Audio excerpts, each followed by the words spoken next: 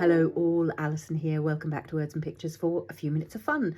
I'm going to be having some fun mixing up my mediums again today. I seem to be having fun exploring at the moment what happens if I mix up my paints, my sprays, my powders, my watercolours, and just playing. Don't be misled by the autumn leaves. That's not where we're going. As you can see from the colours of the mediums, I want to create some springtime leaves that I can cut out and use on projects. It's the kind of thing I like to have ready and sitting around and waiting. So yes, I've got some acrylic paints, I've got some watercolour paints. The other cheap set from it's Action is the store, but you know, they're basically sort of dollar store shimmering paints. Seem to be having a bit of a shimmeriness at the moment as well. So it's going to be as simple as some stamping and painting with various mediums, but I'm going to try and mix as I go. So as well as the shimmer from these, I've also got the Distress Spritzes here on the table to have a play with. And yeah, we'll talk about those as we go. First thing is to get some images to paint. We might even do some freehand painting at some point. But yeah, I'm going to start with these Tim Holtz stamps. What's it called? Pressed Foliage. There it is, that one. And I've got my own sort of twisted leaves here, which, although they're autumnal on there, can absolutely be spring-like. I've just done something with, yeah, so I'm going to need archival inks for my stamping, because otherwise the image is going to disappear.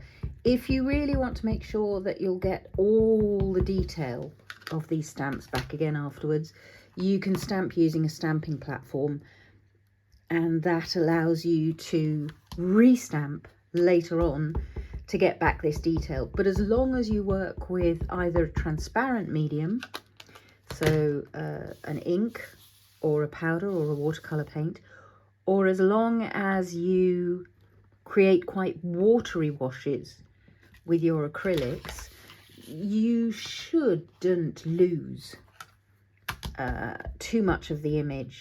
In fact, you should just get a nice leftover bit of imagery by the end. So I'm just going to see how many of these I can fit on to one sheet of what is quite cheap watercolor paper.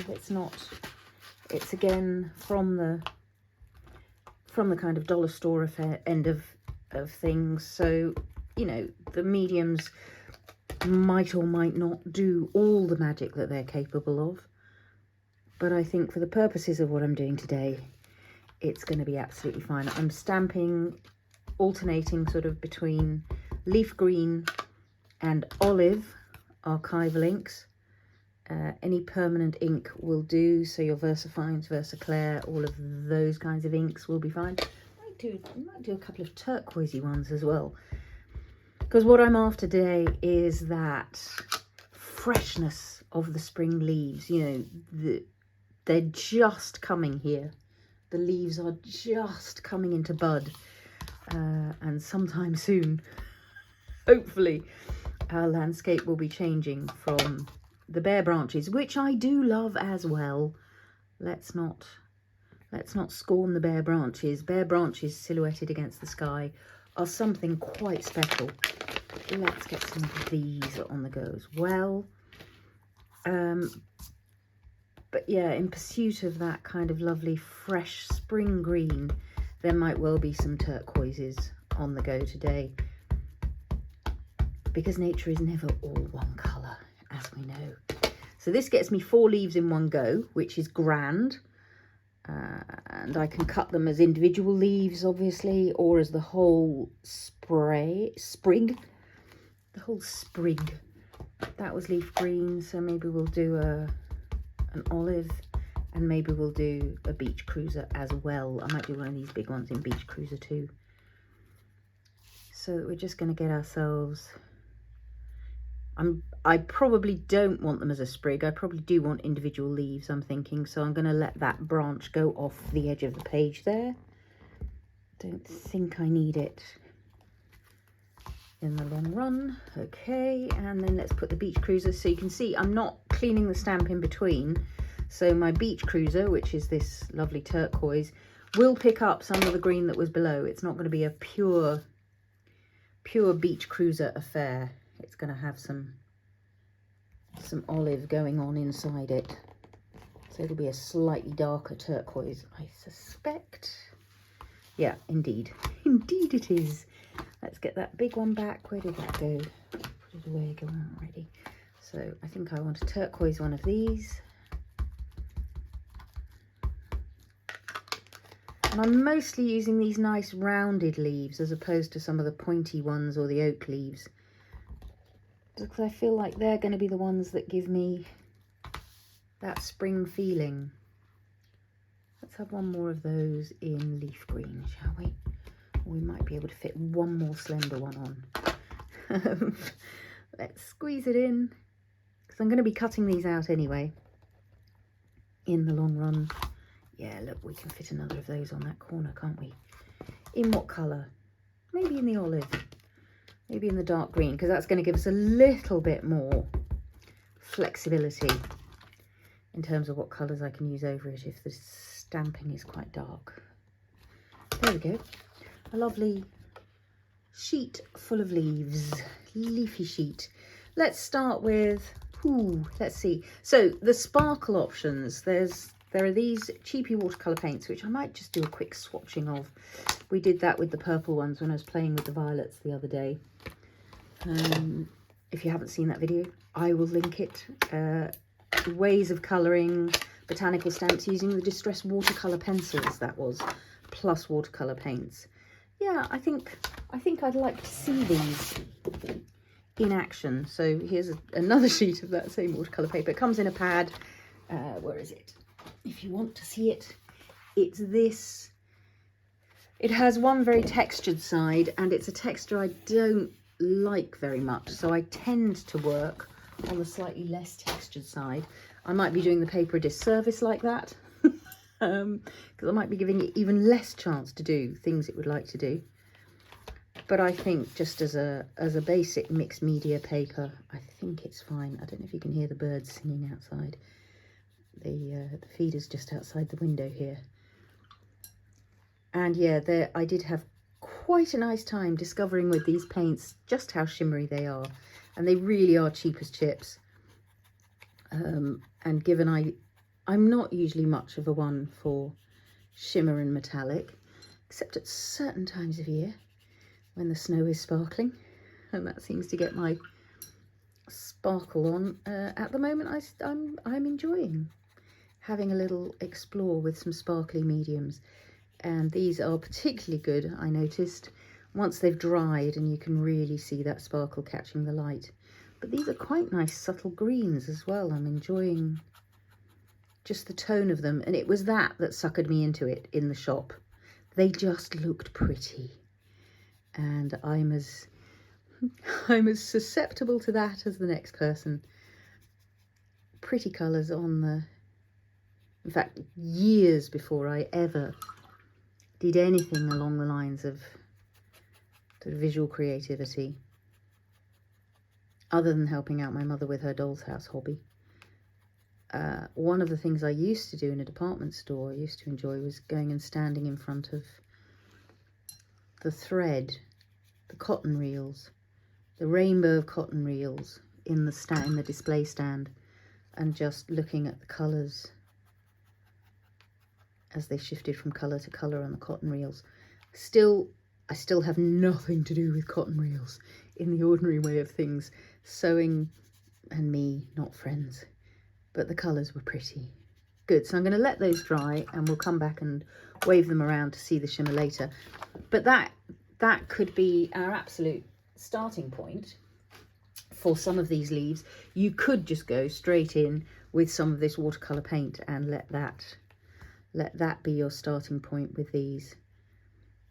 As you can see here, I've just got quite a cheap craft brush on the go. This is one of the ones from IKEA, the Swedish furniture store, who in their children's section sell these fantastic sets of brushes. I mean, for the money, they really are perfect mixed media brushes. So you can see with a translucent, transparent colour medium, I can go straight over that stamped image and I lose nothing. but that's all rather sort of one tone. So one of the things I've been enjoying recently is exploring with the pigment powders, the PaperArtsy Infusions pigment powders, which have multiple colours within what they've got. So you can turn these into watercolour paints just by adding water. There you go. So this is slime, and what I'm going to do is I'll do one leaf fully in slime to start with. I'm making no promises, I may well add something later. So that's quite a yellowy version of slime. That's almost looking autumnal, so later I might go back in with some green. You can see I'm not being terribly bothered about what's going on if I go outside the line, because I'm going to cut these out later. But if I wanted a white rim, then I might just want to knock that back a little bit. So slimed, when you look at the powder, looks very, very green, but because there are all kinds of colours within it, I'm going to put a bit of, oh, that's a lot of pigment powder. So the thing with infusions is you don't want to take the lid off. As you can see, I make a little hole in the lid and tap it out. You could also choose to make a little hole in the inner sponge when you get your infusions, and then you don't have to make a hole in the lid.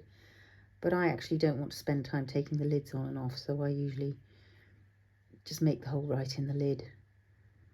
So that's a bit jaded, and you can see that's giving me a variation in colour, even just putting down a bit jaded, and I can use that over the top of this other shimmering watercolour paint just to add a little bit of detailed colour. So here's the thing where the paper is not great, because that pigment went down and it now doesn't really want to move. If I were using a more expensive paper, I would expect to have a bit more mobility still in that watery medium to be able to move it around.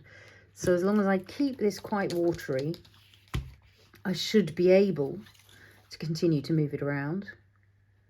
But if I get a big, as I did then, excuse me, splotch of powder on a cheap paper, it's not going to necessarily move in the way that you might like it to. But I'm quite enjoying those colours, just mixing and blending by themselves. And I think what I'd like to do is add in a little bit of the other kind of shimmer that I've got on the table, which is the Distress Spritz. So this is a clear liquid.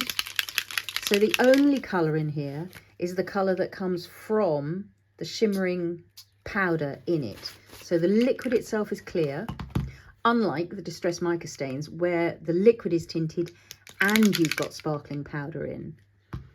These Distress Spritzes have clear liquid but then sparkle particles. So I've got some sparkle particles here. Sparkle particles. It's almost, I'm Spartacus. No, I'm Spartacus. So all you're doing there is adding a little shimmer of colour.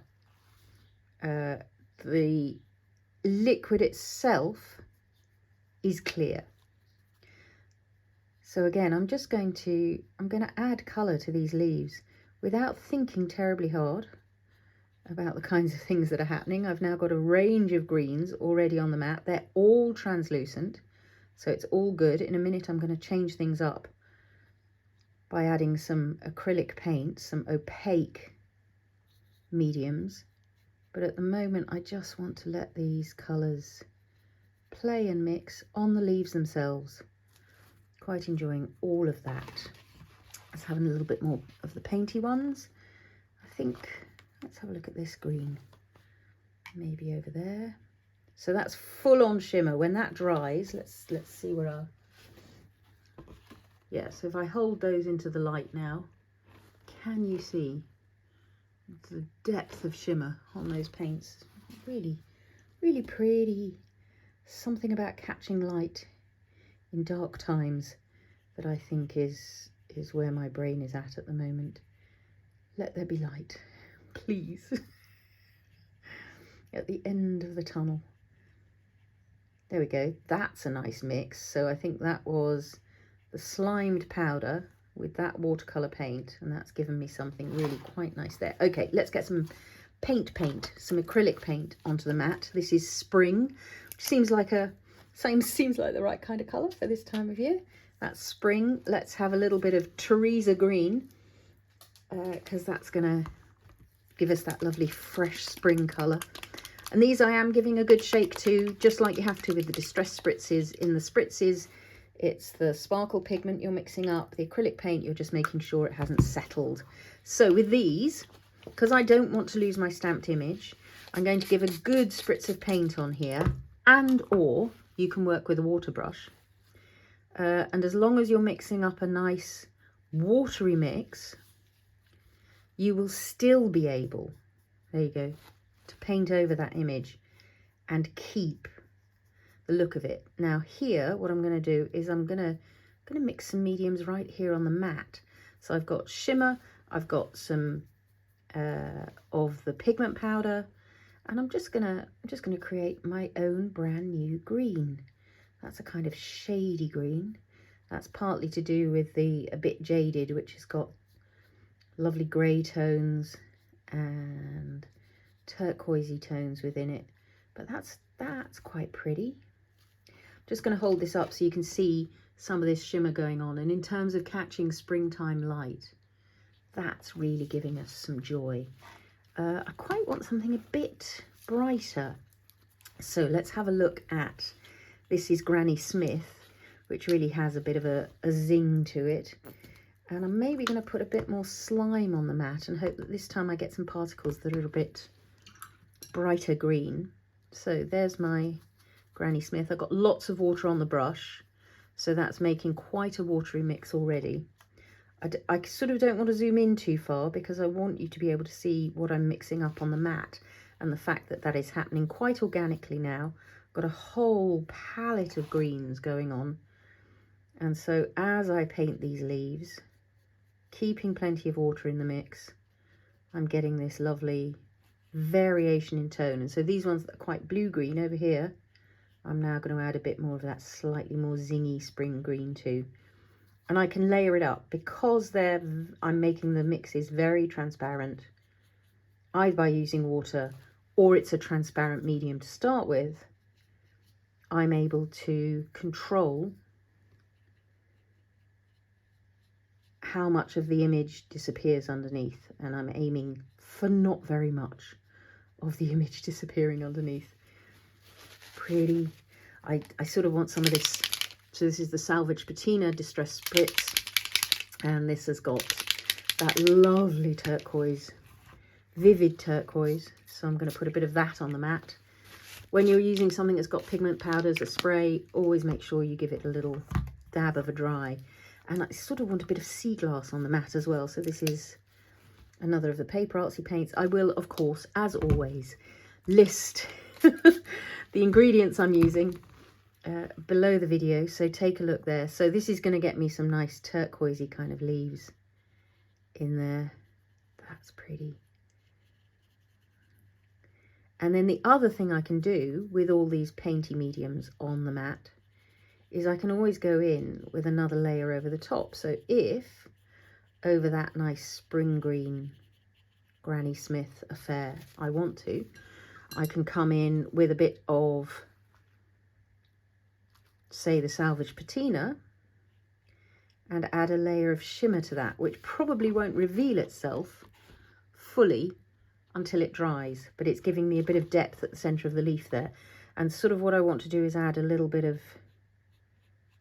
depth at the centre of these leaves. Again, I can go with another layer, just building the depth of colour in places to get that lovely variety that nature always has.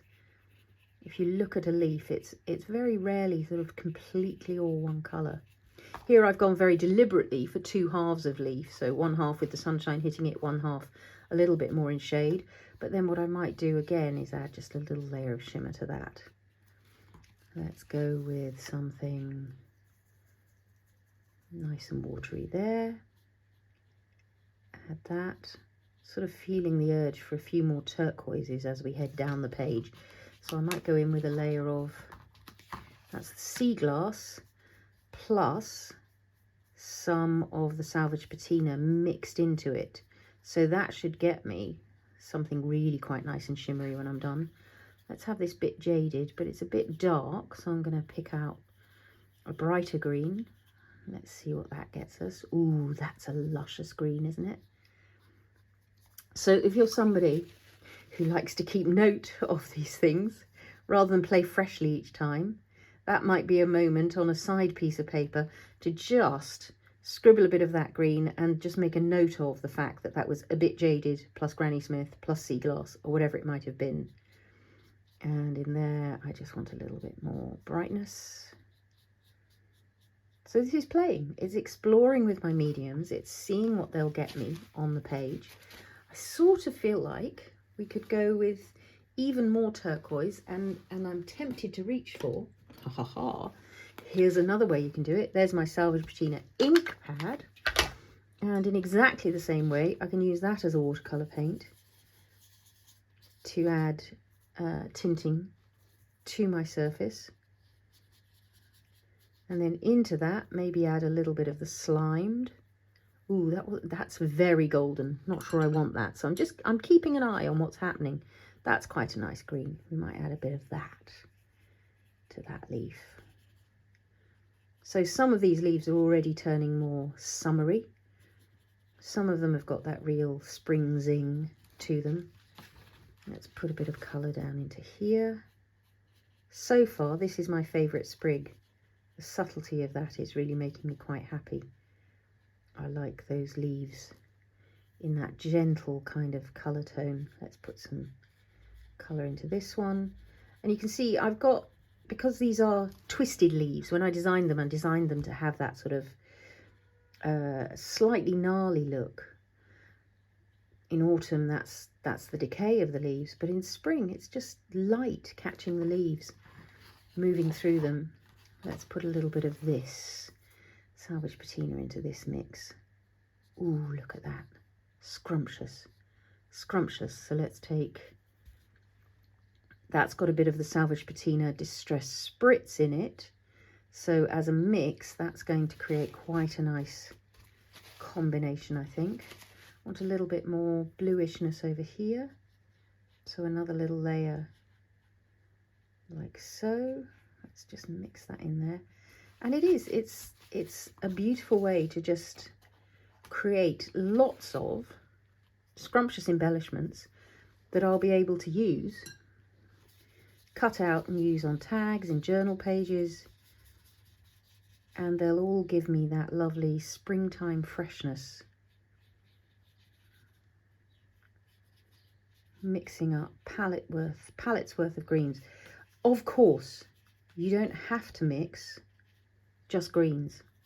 You can get your blues and your yellows out and create glorious green mixes without having a single green medium on the mat.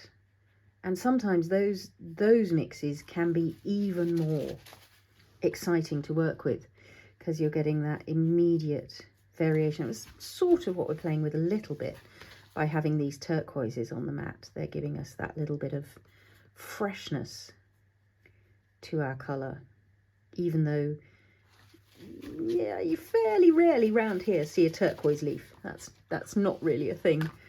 This very dark Jaded pigment powder on the mat, if I add lots and lots of water to it, obviously will become a subtler tone, and I think that's quite a nice one as well.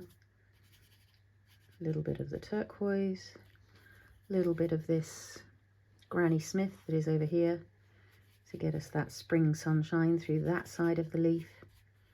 Very nice. I like that. And yeah, what should we finish with? I reckon a bit more turquoise. Enjoying the turquoise. And because I've got all those turquoise labels, I know that turquoise is going to be a colour that will come in handy in terms of fitting in with other things that I like to play with. So there we go, mixing and matching. So now I'm going to let some of those dry a little bit more. I'm going to move that.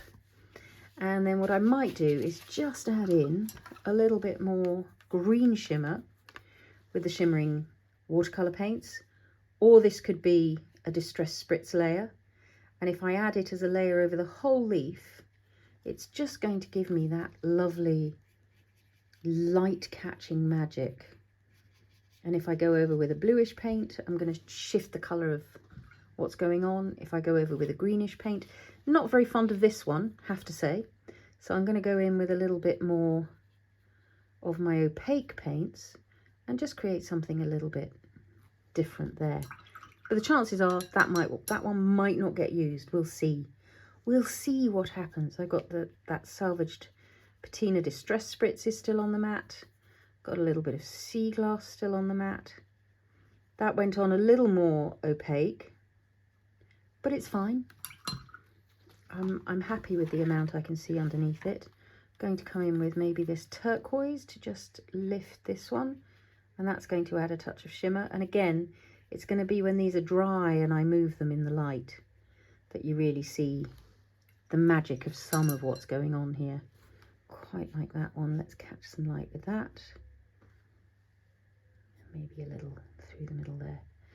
There we go. Just, I'm playing, as you can see, and creating just some springtime leaves. I will, for the close-up, make sure I cut these out so you can see some of them ready to play with. You can see that's a very, very simple way to create very quickly a whole page full of ephemera that are going to be really fun to use in tags, in journal pages. Look at that, catching the light. Beautiful. And it's not even dry yet. Some of these shimmers will gain in light catching ability as they dry. But I think that's a pretty good place to call a halt for today. So yeah, get out your leaf stamps. They're not just for autumn. Springtime leaves, all of this. So one of the things on this leaf set are these little trees here. And they can be trees, or they can also be leaves themselves. So since we're here, let's just stamp ourselves a couple of these. So if I stamp them in green, they can become leaves, a pair of leaves just sort of sitting next to each other. Let's pop that there. Let's do one in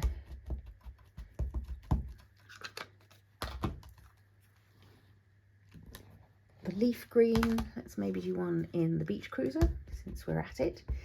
And you can, of course, paint your leaves freehand as well. Nothing stopping you. A leaf is the simplest of shapes, and it really just takes a couple of brush strokes. Or I can stamp them in a brown or a grey, maybe a little more brown than that. Let's see here. No, let's have coffee. And let them be a tree to which you can then add some foliage. So let's pop that down there. Oh, see, there's still beach cruiser in the middle of that. Not to worry. Let's put a bit more brown into the mix. So on these, if you take quite a stiff bristled brush or a messy one and just dab it straight downwards into whatever paints or mediums you've got on the mat. This is really about using up what I've got on the mat. And then I'm just going to altering the angle of the paintbrush as I go. And if I add slightly darker greens down towards the bottom, that'll add a sense of shading and depth.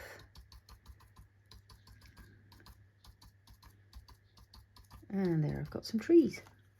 Let's go with something a bit brighter for this one. Sort of spring green, and you've got an infinite variety of possibility. You can do really delicate, sparse foliage for some spring trees, or you can build in lots more depth and darkness to create more of a rich summer foliage look. I could do that all day. A little bit of grass underneath. There you go, all done. Little bit of shading, little bit of texture. And then over these ones, just taking a very simple brush, some of this colour again, and just shaping around here, you can create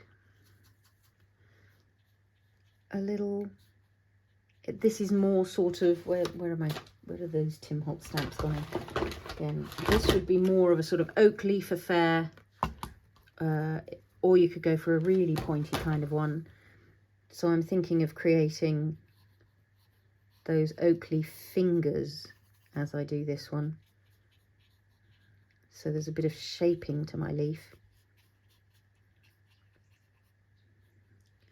Let's add a little bit of zing through the middle. Again, keep it watery so that you can keep that. And then you could add a little doodle around the edge to just firm up that leaf. Or you could go for a completely rounded leaf, just using 2 simple brush strokes, and those streaks become your veins in the leaf. So just making sure you catch those stems. Then I've got 2 leafy clusters in there. And if you want to sort of make it more definite between the 2 leaves, just add a little bit of depth to the shading of one of them. There we go. A little bit of depth, maybe to let this one come into the foreground here, using up some of those darker mediums. There he is. I'll put a couple more leafy bits down there. And this one, what should we do with this one? Let's use up what we've got. I think I'm quite enjoying these rounded leaves, so I'll get myself another rounded leaf. Just making its way to a point here. Let's make that a more definite point as well. And I can cut those out as a pair, obviously, to use on whatever project. Let's this time put this one behind.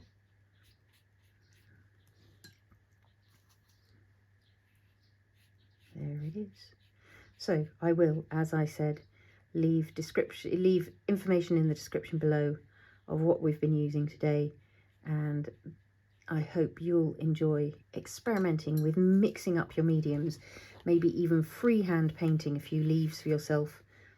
2 strokes is really all it needs to get yourself a nice little leafiness. And again, I'm working with the cheapest possible papers and a very basic craft brush for that. The more you invest in your papers and your brushes, the more detail you'll be able to get on anything like that. Thanks so much, as always, for your company. I hope you've enjoyed that little bit of leafy playtime, mixing up the mediums. What I'm doing at the moment is looking around for a piece of paper that I can do a mop-up with. Let's see what we get. Let's just smoosh through a little bit of water. There's going to be lots of sparkle in this. Ooh, already pretty. Nice springtime background. Let's get a little bit of that Seaglass in the mix. And there's something quite bold going on there. That's gorgeous. Let's let it go for a little ride. And this one, in order not to waste what's on the mat. Oh, did you see those trees that appeared just then? And over that I'll be able to stamp or move things around. I might need to go and get another piece of paper for a mop-up. I might even brayer a little bit on here.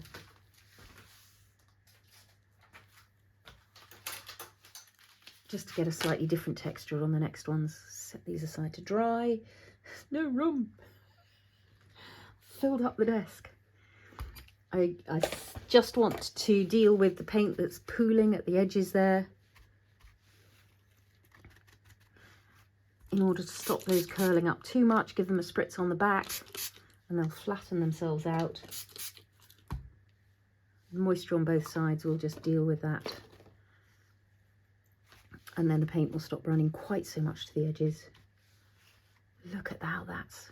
So you can help it along if you want to. Right, a little bit of brayering just to clear up the rest of what's on here. Again, I'm letting it mix as it will. Create a bit of texture over there. That's a beauty. And then this one.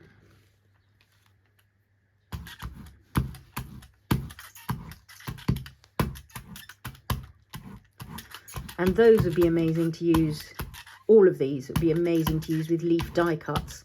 So I may well do that, or you could just stamp leaves over them and then cut them out. I'll do some of that as well. Fabulous. Good. That'll do. I'm stopping now. Thank you so much for your company as always. Leave comments, questions down below. Always a joy to hear from you. And I will see you again soon for some more words and pictures. Happy crafting all.